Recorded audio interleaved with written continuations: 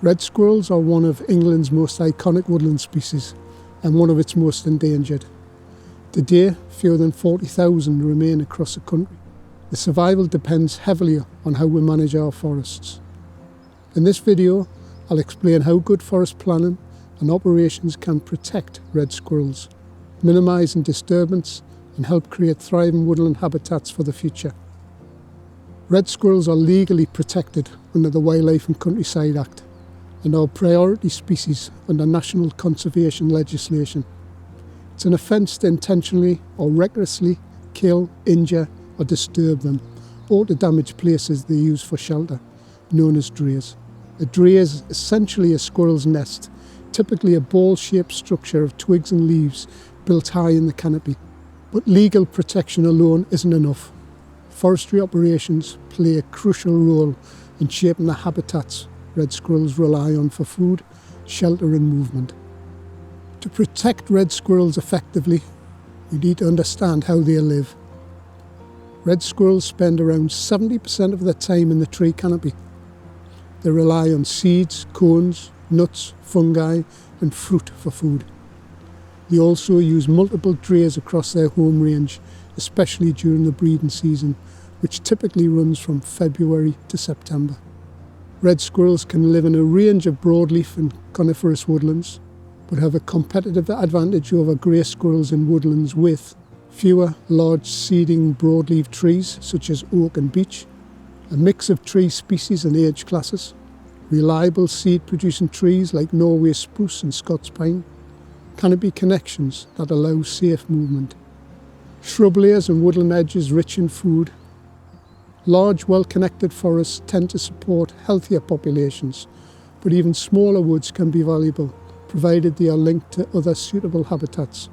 Forest operations can pose risks to red squirrels if they destroy or damage active drays, block access to drays, or cause disturbance, especially during the breeding season. Clear felling near active drays carries the highest risks, particularly when young squirrels are present. However, research shows that well-planned thinning and low-impact systems such as selective felling generally have a minimal effects when carried out carefully. The key is to not stop managing forests, but to manage them well. Good practice starts with planning, well before any machinery enters the woodland. Before operations begin, managers should carry out a desk study to check for existing red squirrel records in the area. They should survey woodlands to identify squirrel presence and likely feeding areas, and they should conduct a pre-operation check shortly before any work starts, marking any dray trees clearly.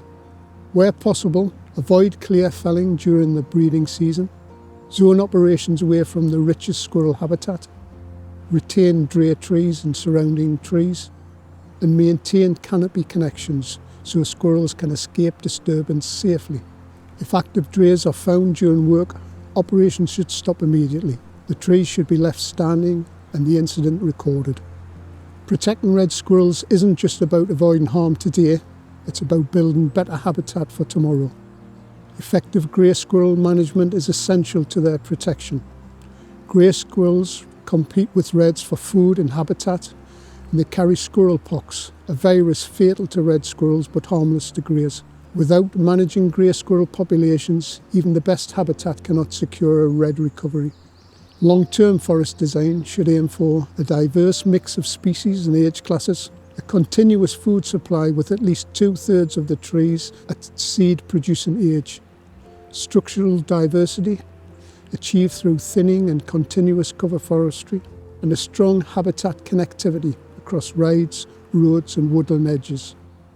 With careful planning, flexible operations, grey squirrel management and long-term vision, forestry can support both productive woodlands and thriving red squirrel populations.